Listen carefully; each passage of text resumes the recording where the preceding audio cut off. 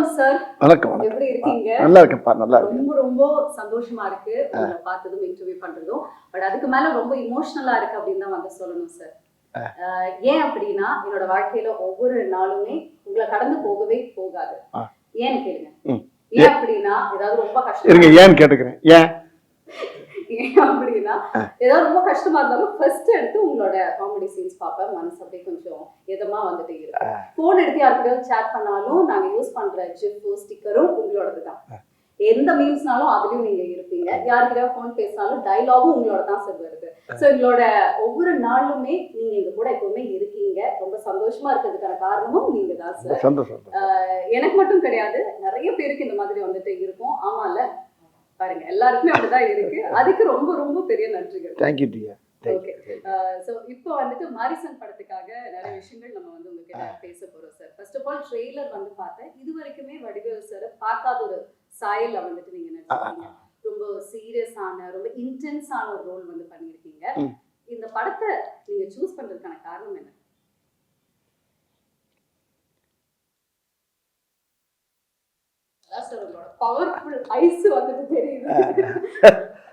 அதாவது நான் எத்தனையோ கதைகள் கேட்டிருக்கேன்.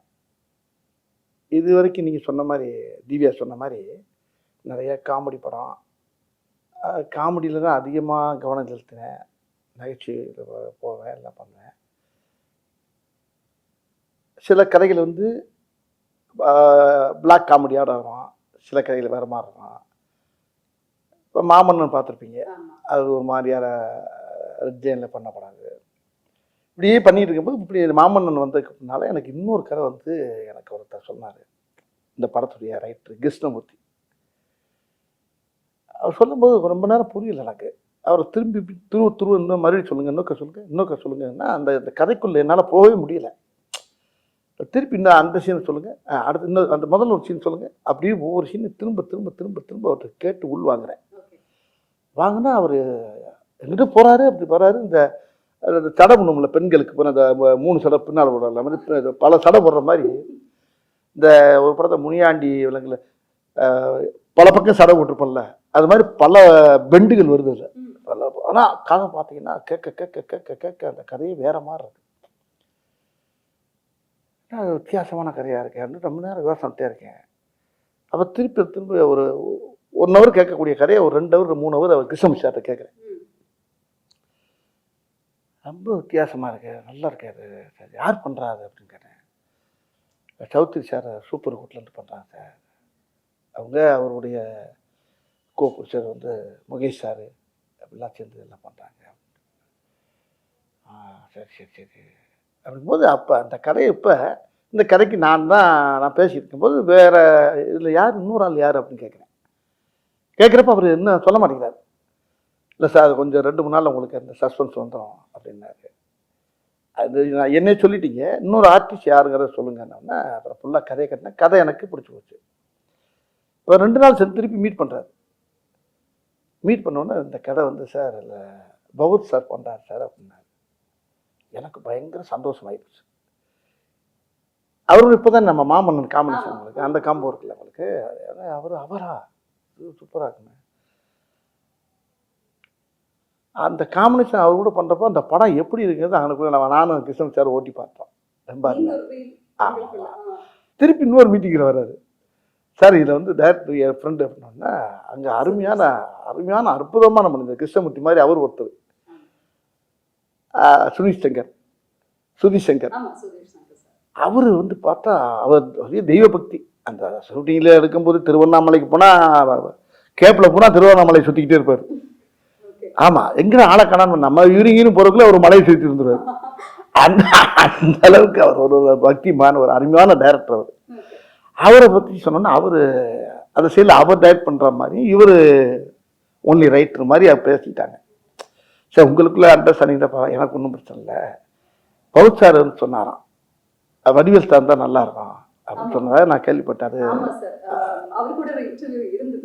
நீங்க நான் தான் வந்து இன்டர்வியூ பண்ணேன் பகத் சார். சோ கண்டிப்பா இந்த கதை உங்களுக்கு தெரிஞ்சிருக்கும் அப்படின்னு நினைக்கிறேன். அவர் வந்து என்ன சொன்னாருன்னா, ஃபர்ஸ்ட் நாங்க டீமோட உட்காந்து டிஸ்கஸ் பண்ணும்போது இந்த கதாபாத்திரத்துக்கு வடிவேல் சார் மாதிரி ஒருத்தர் இருந்தா கரெக்டா இருக்கும் அப்படின்னு சொன்னாங்க. அதுக்கப்புறம் வடிவேல் சாரே இருந்தா நல்லா இருக்கும் அப்படிங்கிற மாதிரி மாறி இருக்கு. அப்புறம் மலையாளத்துல பண்ண வேண்டிய படம் இது தமிழ்ல வடிவேல் சாருக்காகவே பண்ணணும் அப்படிங்கிற வந்து மாறி இருக்கு. நீங்க எப்படி பாக்குறீங்க? ஐயோ பெரிய அவர் சொன்ன வார்த்தை எனக்கு வந்து மனசை ரொம்ப நெகிழ வைக்குது. என்னன்னா எனக்கு எப்படி நீங்கள் எப்படி செய்யோ அது மாதிரி எனக்கு பெரிய லட்சம் கோடி மக்களில் எவ்வளோ பேர் ரசிகரோ அதில் அவரு எனக்கு பெரிய ரசிகர். அவர் என் நேரம் பார்த்தாலும் அப்பா வந்து உங்களை பாடுறா வடிவேல் இப்படி பண்ணுறாரு பாடுறா அப்படின்னு சொல்லுவார். அப்பாவும் நானும் எங்கள் ஃபேமிலியெல்லாம் பயங்கர ஃபேன் அவங்களுக்கு இருந்தார். அப்படியே சார் நான் சின்ன பிள்ளைலேருந்து 12வது படிக்கிலேருந்து உங்கள் பார்த்துக்கிட்டேங்க சார். நான் பயங்கர தீவிர ஃபேன் சார் நான் அப்படின்னு மாமன்னே என்கிட்ட ரொம்ப நேரம் சொல்லியிருந்தார். இப்போ இந்த படத்தில் ரொம்ப நெருக்கமாக உட்காந்து பேசக்கூடிய அளவுக்கு இந்த படத்தில் அவருக்கு கூட எனக்கு ஒரு வாய்ப்பு கிடைச்சது. அது அவர் கூட பண்ணுறப்ப மராக்கல் அறிங்க. அப்புறம் ஹீரோ நான் வந்து அவர் தான் ஹீரோன்னு இன்னும் சொல்லிக்கிட்டு இருக்கேன். எனக்கு ஹீரோ அவர் தான். இல்ல இதுல இன்னொரு ட்விஸ்ட் இருக்கு. ஒரு கேள்வி அவர்கிட்ட வந்து நான் கேட்டேன், யார் சார் இந்த படத்துல ஹீரோ? ஏன்னா ரெண்டு பேருமே ட்ரெய்லரை பார்க்கும்போது ஈக்குவலா இருக்கு கேரக்டர். எனக்கு ஒரு கன்ஃபியூஷன், யார் சார் இதுல ஹீரோ, நீங்களா இல்ல வடிவேல் சார் அப்படின்னு கேட்கும்போது அவர் சொன்னாரு இல்லவே இல்லைங்க 100% வடிவேல் சார் தான் ஹீரோ அப்படின்ட்டாரா? என்னன்னா வந்து ஃபஹத் சார் ஹீரோ. அதாவது ஒரு கை இந்த கை ரெண்டு கை சேர்ந்த கட்டில் தானே சத்தம் கேட்கும். அது மாதிரி அவரு நான் சேர்ந்து இணைந்த கைகள் இந்த மாதிரி அவர் கூட நடிச்சது எனக்கு பெரிய பாக்கியம் அப்படிதான் நான் நினைக்கிறேன். ஆனா அவர் என்ன பெருசா சொல்றாரு எப்படியோ இந்த படத்துல அந்த கதை வந்து அருமையான கதை தான் அந்த படத்துல கண்கள். அது அந்த படத்துடைய டைரக்டரும் அந்த டீமு நல்ல டீம். அதான் முக்கியமான ஆள் யாரான்னு கேட்டீங்கன்னா இப்போ நான் அவர் sir Bhagat sir, director Sudheesh Shankar, Krishnamurthy sir. அதில் இன்னொரு பெரிய விஷயம்னா நம்ம யுவன் சார். ஆமாம் அது நீங்கள் கேட்கறதுக்கு முன்னாடி நான் சொல்லிட்டேனோ. ஆமாம் யுவன் சார் வந்து அந்த படத்தில் அப்படியே தள்ளி இருக்கார். பிரமாமா அவருடைய இசையெல்லாம் கேட்குறப்ப ரொம்ப அருமையாக இருக்குது. அதை விட இன்னொரு ஒரு பெரிய எல்லா டெக்னிக்ஸுமே சூப்பராக. அதில் கேமராமேன் ஒரு ஆள் இருக்கார், கலைன்னு ஒரு பேர். உண்மையிலே கலை டைப் உள்ளதான் கேமராமேன் கலை. அந்த படத்தை அவ்வளோ அழகா அந்த படத்துக்குள்ளே போகிறப்ப ஒரு மலையாள சினிமாக்குள்ளே போய் நடிச்சு வந்த மாதிரியும் இருக்கு எனக்கு. ஆனால் தமிழ் படம் தான். அவங்க என்ன தமிழ்ல இருந்து எடுத்துட்டு மலையாளத்துக்கு போகுது. இப்போ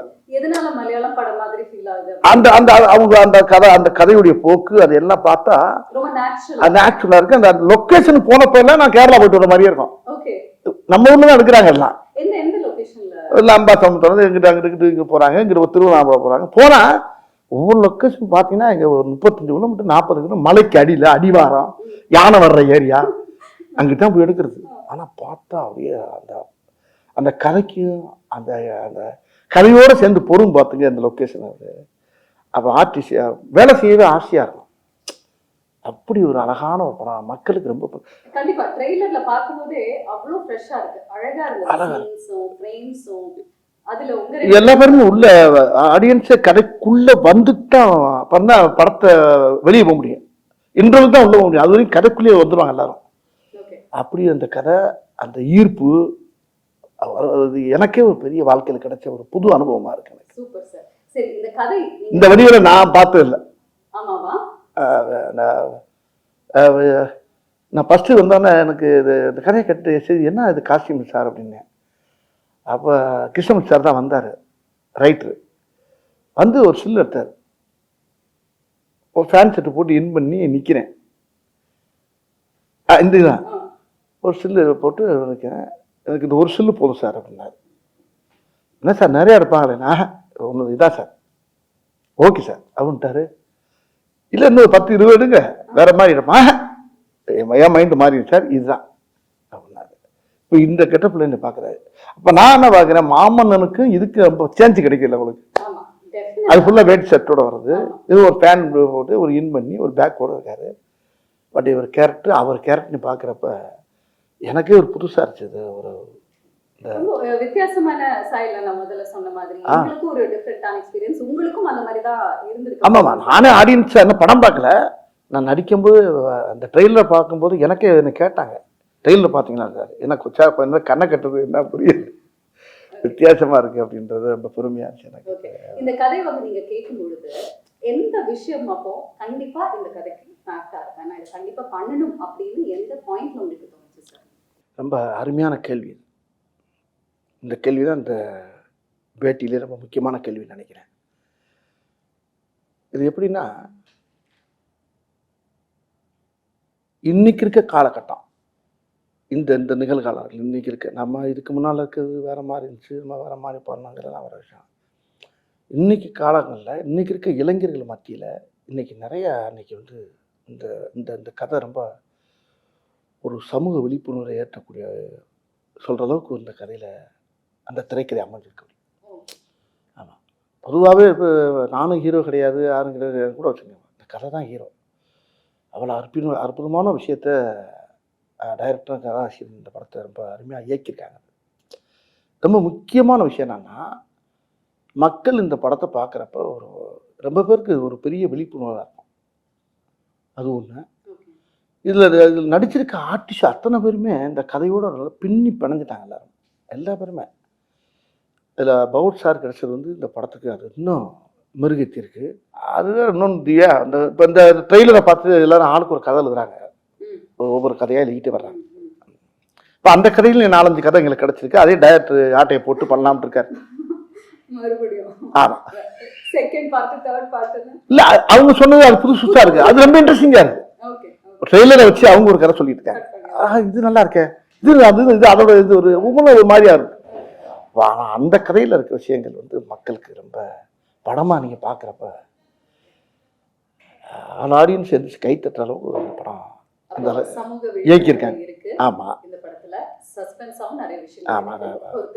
பொறுத்து வந்து பார்க்கணும். ஓகே, நீங்க இந்த படத்துல நடிச்ச நடிகர்கள் பத்தி சொன்னீங்க. முக்கியமா நம்ம கோவை சரளமாவும் வந்து நடிச்சிருக்காங்க. உங்களோட காம்பினேஷன் பல வருடங்கள் கழிச்சு ஸ்கிரீன்ல பாக்குறேன். அவங்க கூட சேர்ந்து இல்லைனாலுமே இந்த படத்துல அவங்க ஒரு வித்தியாசமான கேரக்டர் அவங்க பண்ணியிருக்காங்க. ரொம்ப சீரியஸாக பண்ணியிருக்காங்க. அவங்க ரொம்ப நல்லா பண்ணியிருக்காங்க. அவங்க சும்மாவே அவங்க வந்து பிறவி ஆர்டிஸ்ட். அவங்கள சொல்லவே வேணும் உங்களுக்கு. அவங்க எந்த கேரக்டர் கொடுத்தாலும் அசத்திட்டு போகிறாங்க. அதை தமிழ் சினிமாவில் அவங்க இன்னொரு மனோரமா மாதிரி இருந்துச்சுங்களேன். அவங்க இந்த படத்தில் வேற மாதிரி அவங்க பண்ணியிருப்பாங்க. சூப்பர். ரொம்ப வருடங்கள் கழிச்சு நீங்க இந்த படத்துல நடிக்கும்போது அனுபவம் எப்படி இருந்தது சார் அம்மா கூட? அவங்களுக்கு எனக்கு அதிகமாக காம்பினேஷன் வராது. அப்படி இருந்தாலும் ஒரு சில இடத்துல காம்பினேஷன் இருப்போம். அவங்க ஒரு போலீஸ் ஆஃபீஸராக வராங்க, அது வேற மாதிரி இருக்காது. சரி, இந்த கதாபாத்திரத்துக்கு டெஃபினட்டா ஒரு டிஃப்ரெண்டான லுக் உங்களுக்கு வந்துட்டே இருக்கு. பட் நீங்க எப்படியெல்லாம் வந்து ட்ரெயின் எடுத்தீங்க சார்? ஏதாவது ட்ரைனிங்கோ இல்ல இதுக்கு வந்து நீங்க ஏதாவது ஸ்பெஷலா ரிஹர்சல்ஸோ அந்த மாதிரி ஏதாவது? இல்லை, அந்த கதையை நல்லா உள்வாங்கினேன். ஒரு தடவைக்கு 100 தடவை உள்வாங்கினேன். வாங்கி அந்த கதாபாத்திரத்தை வந்து உள்வாங்கும் போது எனக்கு அதான் சொல்கிறேன், படம் ரிலீஸுக்கு முன்னால் இன்னும் இந்த கேள்விக்கெல்லாம் சரியான விட கொடுப்பேன் நான். என்ன இது முடிஞ்சதுக்கு அப்புறமா நீங்க எல்லாத்தையும் வந்து சொல்லியிருந்திருப்பீங்க. கொஞ்சம் யோசனை வேண்டியா இருக்கு. ரொம்ப அதை நிறையா உள்வாங்கும் போது இந்த கதை இன்னைக்கு சமுதாயத்துக்கு தேவைப்படுது. சொல்லணும், இந்த கதையை சொல்லி ஆகணும். அதுக்கு என்னை தேர்ந்தெடுத்தது வந்து பகவத் சாருங்கும் போது ரொம்ப பயங்கர ஆச்சரியமாக எனக்கு. இல்ல, மாமன்னன் படம் அப்போ கூட மாரி செல்வராஜ் சாரும் அண்ட் உதய சாரும் வந்து சொல்லியிருந்தாங்க, என்னதான் வந்துட்டு எல்லாருமே இருந்தாலும் பகத் சாருக்கு வந்து செட்டில் சரி எப்பவுமே வந்து வடிவேல் சார் மேல அவ்வளோ ஒரு பிரியம். சீக்கிரமா வந்து அவர் கூட போய் உட்காந்து பேசுவாங்க, நிறைய விஷயங்கள் உட்காந்து பேசிட்டு இருப்பாங்க அப்படின்னு எல்லாம் வந்து சொன்னாங்க. என்ன மாதிரி விஷயங்கள் வந்து நீங்க அவ்வளோ டிஸ்கஸ் பண்ணுவீங்க? அண்ட் உண்மையாலுமே அவருக்கு உங்க மேல அவ்வளோ பிரியம், பட் எந்த அளவுக்கு உங்களை அந்த ஒவ்வொரு சீனையும் அவர் சொல்லுவார். நான் நடித்த சீனை பூரா அவர் சொல்லி காட்டுவார் எனக்கு. ஓகே, நான் அவர் படம் ரொம்ப அதிகமாக கொஞ்சம் கம்மியாக தான் பார்த்துருக்கேன். ஆனால் என்ன அவர் படிப்படியாக பார்த்துருக்காரு. ஒவ்வொரு படத்தையும் பார்த்து அந்த காமெடி அவர் சொல்லி சொல்லி சிரிப்பார். சொல்லும்போது எனக்கு அப்புறம் நான் அந்த காமெடி எப்படி நடந்துச்சு, எப்படி நடந்துச்சு, இப்படி ஒவ்வொரு சம்பவத்தையும் நான் ஸ்பாட்டில் இருந்து என்ன நடந்துச்சு, நான் நடித்த இடங்களை அப்புறம் சொல்லிட்டு அவரை சிரிக்க பற்றிருப்பேன். ஆமாம், அது எத்தனை தடவை பார்த்தாலும் அவர்கிட்ட நிறைய இன்னும் சொல்லிக்கிட்டே இருப்பேன். அவரும் சிரிச்சுக்கிட்டே இருப்பார், அவர் கைத்தட்டி சிரிச்சுக்கிட்டு இருப்பார். அந்த மாதிரி மாரிசன் படத்தோடைய ஷூட்டிங் ஸ்பாட்ல ஏதாவது இன்ட்ரெஸ்டிங்கான சம்பவங்கள் நடந்திருக்கா சார்? இந்த படத்துலையா? அது நிறையா நடந்திருக்குது. நிறையா ஏகப்பட்ட காமெடி நடக்கும். இப்போ நானே அவருக்கு ஏதாவது சொல்லுவேன்ல, அவர் சொன்னோன்னே டக்குன்னு இவர் வந்து சார் இந்த இடத்துல இது வச்சா நல்லா இருக்குமா அப்படின்னா டக்குன்னு அவர் டக்குன்னு அவரை பார்ப்பார். கிருஷ்ணமூர்த்தியை ரைட்ரு ஒன்று ரைட்ரு என்னமோ அவங்க மாத்திட்டாங்களோங்கிற மாதிரி. நீ ஒரு கதையை மாற்றி வேற மாதிரி போடுவாங்க. ஒரு பீதியா இருக்கும். ஒன்று இவர் ரைட் சொல்லுவார், ஆனால் அது வேணுமா, அது வேணுமா, ஏன்னா அவர் கதையில் ஆனால் அதில் சேரும், அது அந்த அந்த டைலாக் சேரும். ஆனால் அவருக்கு ஆசையாக இருக்கும், அவருக்கு பௌத்ஸாக இருக்கு. ஆனால் அவர் நல்லா இருக்க அப்படின்பாரு. அப்புறம் கிருஷ்ணன் சார் சரி வேணாம் அப்படின்பாரு. பௌத்ஸார் வேணான்றாரு. வேணாம்னா அவனு டேரக்டர் சார் அங்கேருந்து வந்துடுவார், சுதிசங்கர் சார் அங்கேருந்து வந்துடுவார். என்ன என்ன அப்படின்பாரு. இல்லை இது நல்லா இருக்க அப்படின்பாரு. ஒன்று அவங்க 3 பேரும் மலையாளத்தில் பேசிட்டு இருப்பாங்க. நான் ஒரு ஆள் மட்டும் இந்த திக்கு தெரியாமல், திசை தெரியாமல், பாச தெரியாமல் அப்படியே நின்றுக்கிட்டே இருப்பேன். இது என்ன பாப்பா என்ன பேசுகிறாங்க, பேசாமல் வீட்டுக்கு அனுப்பிடலாங்கிறாங்களா என்ன பேச.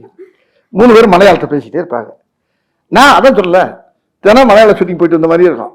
ஆமாம். அப்புறம் அவங்க எவ்வளோ கிருஷ்ணன் சார் பதறுவார், சார் வேணாம் சார், தெரியாமல் கேட்டு தொலைங்க, விட்டு தொலைங்க. இல்லை சார் ஓகே சார் அப்படின்பாரு. இல்ல பகத் சார் ஒரு விஷயம் வந்து சொன்னாரு, சீரியஸான ஒரு சீன் நாங்க நினைச்சிட்டு வருவோம், ஆனா வடிவேல் சார் உடனே பின்னாடி வந்துட்டு அதே சீனை அவர் ஒரு காமெடியான ஒரு வேலை அப்படி சிலது வைக்கப்பட்டது இருக்கு, வேணான்னு சொன்னது இருக்கு. இப்படி சில விஷயம் ரொம்ப எனக்குள்ள ரொம்ப சுவாரஸ்யமா ஜாலியா எடுத்துக்கிறோம் நாங்க. அதே மாதிரி அவர் நிறைய சொல்லுவாரு, டைரக்டர் ரொம்ப அவர் நாங்கெல்லாம் ஒன்று யோசிப்போம், ரைட்டர் ஒன்று யோசிப்பாரு, டைரக்டர் அங்கே புதுசாக ஒன்று சொல்லுவார்.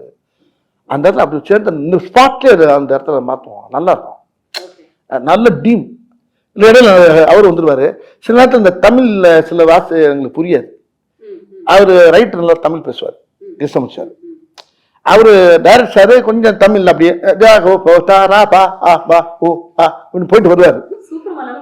இது மலையாளம் இல்லை, நீங்கள் அப்புறம் அங்கிருந்து கேமராமேன் வருவார், என்ன என்ன ஓ சார் இது இந்த தமிழில் வந்து இது வரும் சார், மலையாளத்தில் அப்படி வரும், ஓ சார் அப்படியா இது இப்படி சொன்னால் நல்லா இருக்கு அப்படி இப்படி 2 பேரும் அந்த அந்த எல்லாம் தாய் இல்லையா, எல்லாம் பூரா அதானே, ஒரு தாய் பிள்ளை தானே, எல்லாம் நாங்கள்லாம் சேர்ந்து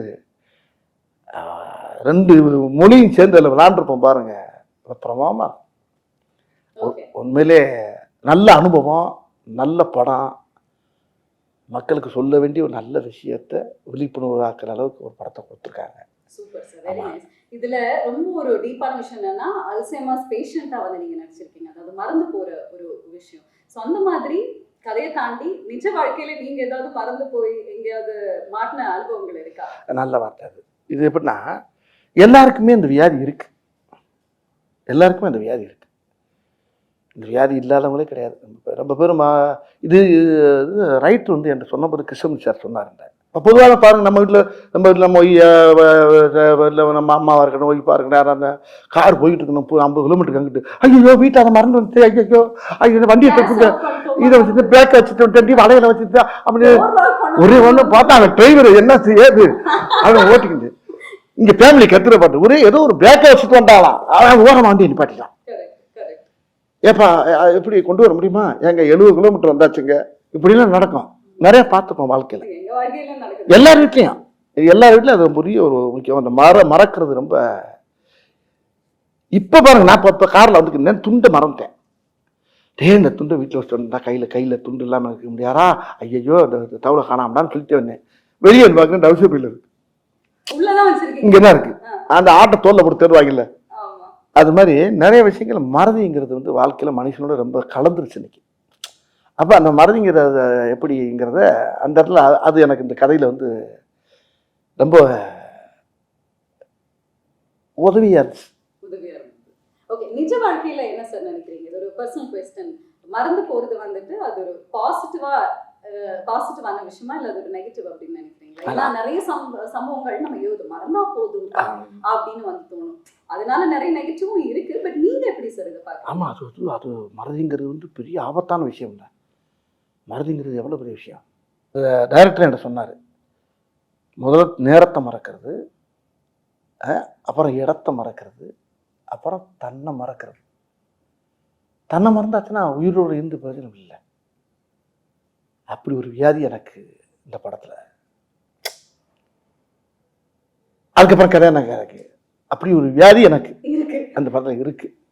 அதைத்தான் நானும் படத்தை பார்க்கணும்னு ஆசையாக இருக்கேன். இன்னும் பார்க்க நீங்களும் பார்க்கல. இன்னும் பார்க்க நான் ட்ரெய்லர் பார்த்துட்டு தான் இருக்கேன். ஓகே, அப்ப எல்லாருமே சேர்ந்து வந்து போய் பார்த்துருவோம். ஏன்னா இந்த ட்ரெய்லர் பார்த்ததுக்கு அப்புறமாவே ரொம்ப ஆசையே இருக்கு, எப்படி கதை போகும், இவங்க 2 பேரும் காம்பினேஷன். ஆக்சுவலி இவங்க 2 பேருக்குள்ள என்ன காம்பினேஷன்ல வந்து டிராவல் பண்ணி, ஏன்னா அவர் திருட அப்படிங்கிறது வந்து தெரிஞ்சிச்சு ட்ரெயிலே, நீங்க ஒரு பேஷண்ட், பட் இவங்களுக்குள்ள இருக்கக்கூடிய அந்த ஒரு உறவு என்ன, எப்படி போகுது, எப்படி முடிய போகுது அப்படின்னு தெரிஞ்சுக்கிறதுக்கு எங்களுக்கு ரொம்ப ரொம்ப ஆவலா தான் இருக்கு. நீங்க வந்து சொன்னீங்க லொகேஷன்ஸ் எல்லாம் அவ்வளோ அருமையா இருக்கு, சூப்பரா இருந்ததுன்னு. முழுக்க முழுக்க ஒரு ரோட் ட்ரிப் கதை மாதிரி வந்துட்டு ஃபீல் ஆகுது. அந்த மாதிரியா சார்? நீங்க அப்படி பேசிட்டே கதையை பூரா கேட்குறீங்களா இப்ப? ஆமா, படம் பாருங்க. படத்தை பார்த்துட்டு அடுத்து இன்னொரு பேட்டி வெற்றி விழா இருக்குல்ல, இப்போ இன்னொரு விஷயம் என்னன்னா, இப்போ சௌத்ரி சார் எனக்கு பேசினார். இப்போ உங்களை பேசுறதுக்கு முன்னால் என்கிட்ட பேசினார். இந்த படத்துடைய producer super good Choudhary sir பேசினார். வடிவேல் படத்தை பார்த்தேன், பயங்கர சந்தோஷமாக இருக்கேன் நான். ஆனால் என்ன சௌத்ரி சார் என்ன, ஆமாம் வடிவேல் 98வது படம் அது, எனக்கு ரொம்ப ரொம்ப ரொம்ப ரொம்ப ஹாப்பியாக இருக்கேன் ஐயா நான். ஆமாம், நல்லா பண்ணியிருக்க, பகுத்து நல்லா எல்லாமே நல்லா பண்ணியிருக்கீங்க. நான் சொன்னேன், தமிழ் சினிமாவுடைய ஜாம்பவானே நீங்கள் தான். ஒரு கதையை செலக்ட் பண்ணால் சாமானியமாக செலக்ட் பண்ணி அதை வந்து ஓகே சொல்ல மாட்டேங்க. அப்படியே ஓகே சொன்னாலும் ஒரு ஆளை கூப்பிட்டு பாராட்டுறது ரொம்ப ரேர் எனக்கு தெரிய. ஆமையா, உனக்கு தெரியுமில்ல என்னை பற்றி, நான் உன்னை கூப்பிட்டு பாராட்டுறேன்னா எனக்கு அவ்வளோ உன்னை பாராட்டுன்னு 2 நாளாக உங்கள் நம்பரை கேட்டு நான் பேசி தேடி ஒரு கேட்டுக்கிட்டேன். அதனால ஒன்றே பிடிக்க முடியல, நீ கொஞ்சம் பிஸியாக இருந்த ஒரு அப்படின்னாரு. அப்போ நான் அந்த பிரபுதேவா படத்தில் டிஸ்கஷனில் நானும் போய் கொஞ்சம் கலந்து போய்கிட்டு இருக்கேன். பவர் நானும் பண்ணுறோம் ஒரு படம். ஆமாம் ஆமாண்ணே, ஆமாம் ரொம்ப நல்லா இருக்கு அப்படியில. அது பெருவாயால் சொல்கிறது வந்து பெரிய தேசிய அவார்டு கிடைச்ச மாதிரி எனக்கு. அந்த படத்தை அவர் பாராட்டுனது தான் எனக்கு வந்து பெரிய வெற்றி இந்த படத்தை. சரி, இந்த படத்துல இருந்து மக்கள் வீட்டுக்கு போகும் பொழுது என்ன மாதிரி ஒரு எக்ஸ்பீரியன்ஸ் இருக்கும்னு நினைக்கிறீங்க? அதனால் முழுமையாக ஏற்றுக்குறாங்க அந்த படத்தை. படத்தை ரொம்ப ரசிப்பாங்க. அந்த இது இந்த அதெல்லாம் சொல்லலை. இந்த படம் வந்து முக்கியமாக அன்னைக்கு வந்து ஜனங்கள் மத்தியில் அது வந்து ரொம்ப பெரிய உஷாரம் உண்டாக்கும். ஜனங்கள் மத்தியில் ஒரு விழிப்புணர்வு வரும், பெரிய உஷாரம் உண்டாக்கும். பெரிய ஒரு மாதிரியான ஒரு படம் அது. காத்திருப்போம். அண்ட் உங்களுக்கு மாரிசன் படம் எந்த அளவுக்கு ஸ்பெஷல்? மாரிசன்ற டைட்டில் எனக்கு ரொம்ப வித்தியாசமாக இருந்துச்சு. டைட்டில் என்ன வச்சுருங்கப்ப, அப்போ டைரக்டர் விவரம் சொன்னாங்க மாரிசன். மாரிசங்கிறது மீனிங் என்னன்னு கேட்டேன் நான். அதுக்கு மீனிங் சொன்னார்.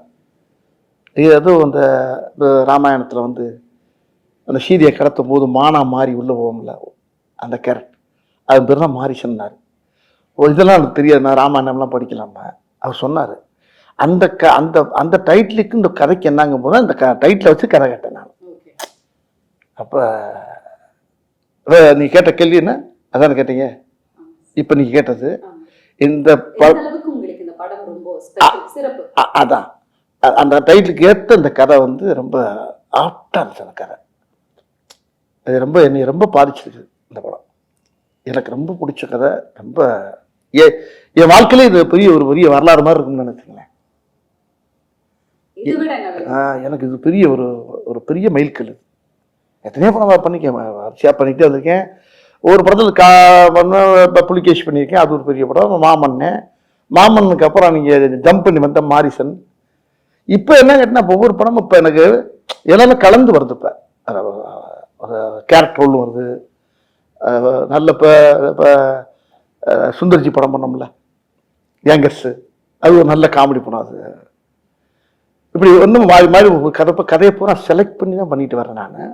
அந்த செலக்ஷன்ல இந்த கதை வந்து எனக்கு கிடைச்ச பெரிய பாக்கியம்னு நினைக்கிறேன். கண்டிப்பாக சார். ஏன்னா இப்படி ஒரு கதாபாத்திரத்துல உங்களை பார்த்தது கிடையாது. அது அவரு கூட அது ஆமா அவங்க காம்பினேஷன். ஆமா, அவர் காம்பினேஷன்ல கிடைச்சது வந்து எனக்கு ரொம்ப சந்தோஷமா இருக்கு. நீங்க 2 பேருமே அது சௌத்ரி சாருடைய தயாரிப்புல அது நம்மளுக்கு கிடைச்சது. அந்த டீம் அவரும் பெரிய ரொம்ப சூப்பரான காம்பினேஷன் சார். ஏன்னா சுதீஷ் சார் டைரக்ஷன்ல, கிருஷ்ணமூர்த்தி சாரோட ரைட்டிங்ல, அண்ட் ஃபஹத் ஃபாசில் சார் கூட நீங்க இணைந்து நடிச்சிருக்க இந்த காம்பினேஷன் பார்க்கிறதுக்கு ரொம்பவே ஆவலோட வெயிட் பண்ணிட்டு இருக்கோம். ஸோ படத்தை பார்த்ததுக்கு அப்புறமா இன்னும் நிறைய விஷயங்கள் உங்ககிட்ட வந்து பேசலாம். நன்றி, தேங்க்யூ வெரி மச் சார்.